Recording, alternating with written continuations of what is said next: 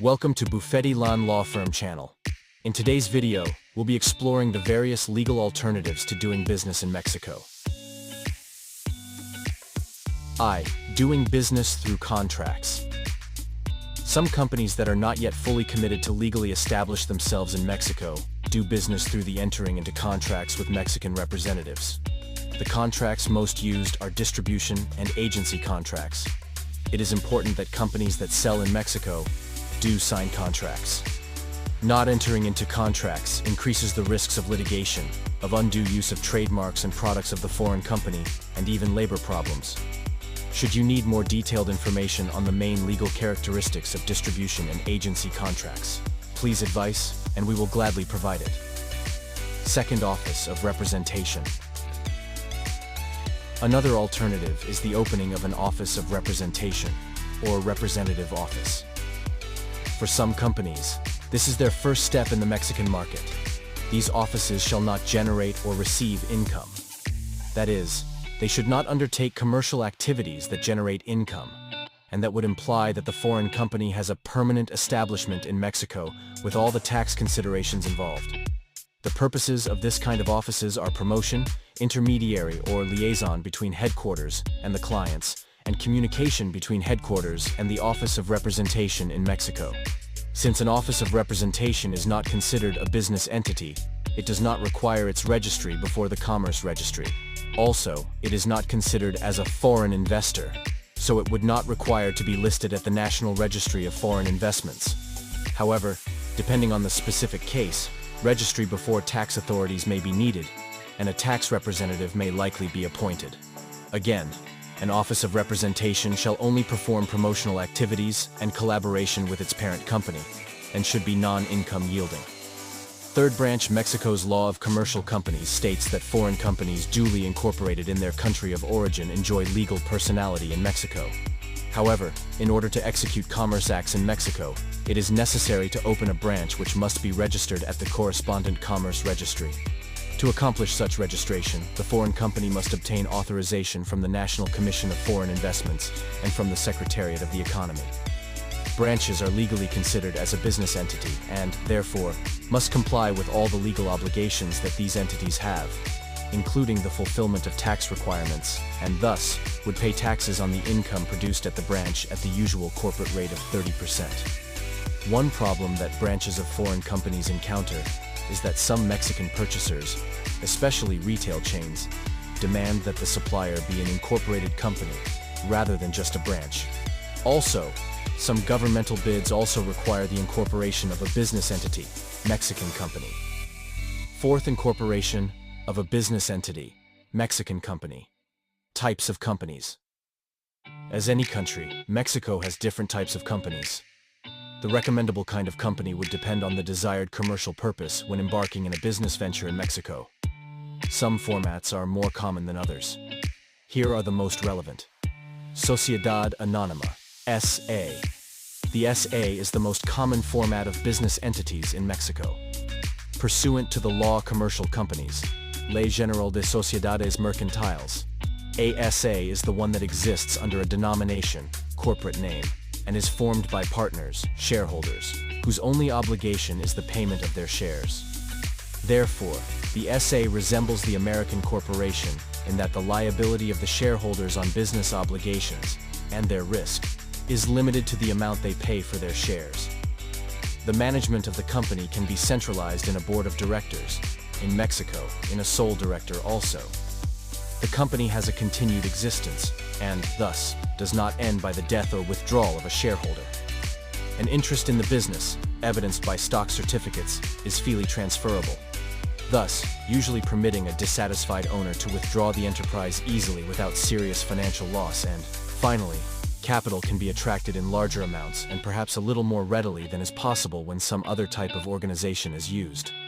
The SA is widely used in Mexico either by large as well as small, closed or open companies. Its main attraction is its flexibility, as illustrated in the characteristics mentioned in the above paragraph.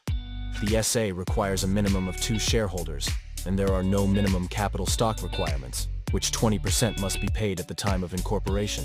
Its maximum authority is the shareholders' meeting, which is entrusted with the most relevant decisions, such as extension of the duration of the company, anticipated termination, change of corporate purpose, change of nationality, transformation, merging, issue of special stock, issue of bonds, amendments to the bylaws, and any other matter as stated is the SA's bylaws. Management of the company can be executed though a board of directors, Consejo de Administración, or though a sole director, Administrador Único. Usually, small SAs rather follow the option of the sole director. This legal format of business entity also demands a corporate examiner, Comisario, who is in charge of the vigilance of the company. The shareholders' meeting, the board of directors, or the sole director may appoint the necessary officials of the company. Small companies usually choose a general director, or perhaps one or two other positions, while larger ones have a more complicated structure, having, for example, a technical manager, sales manager, governmental relations manager, etc. SAs may adopt the modality of variable capital, by which capital stock may be increased by ulterior contributions of the shareholders or by admission of new shareholders.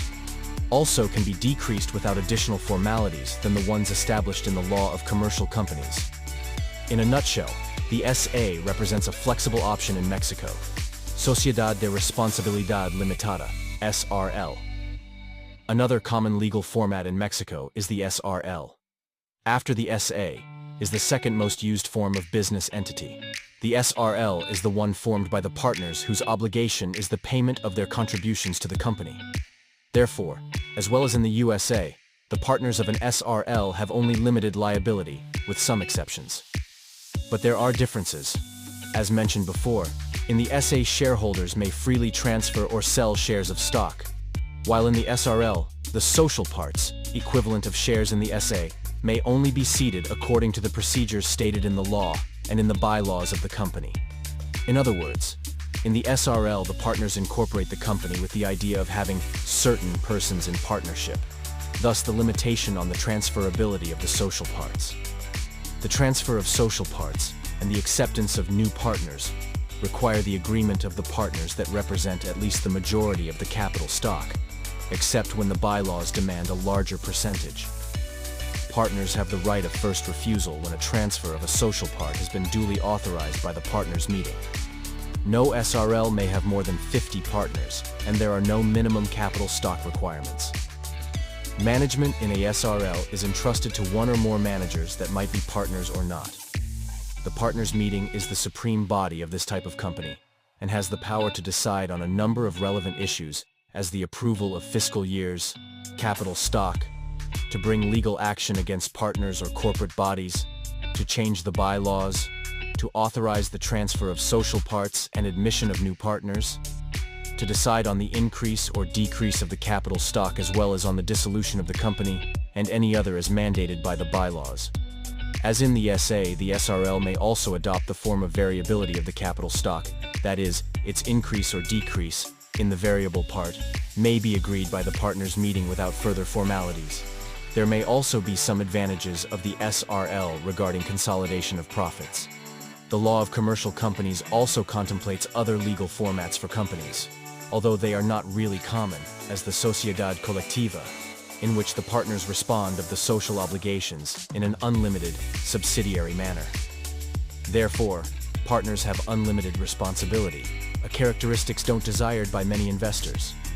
Another not common format is the Sociedad Comandita Simple, which is formed by two types of partners, one that respond in an unlimited subsidiary manner, and others that are only obliged to the payment of their contributions to the capital stock of the company. At Bufete LAN, we can assist you with the proper drafting, management, and maintenance of legal documents. Incorporating a company is not just about complying with the law. It is also essential for the operational health and long-term success of the business. If you need advice on this matter, at Bufete LAN Law Firm, attorneys at law, we can help you. Contact us at the phone numbers 55 28 79 81 69 and 55 51 83 93 02, or via email at bufetlan@bufetlan.com.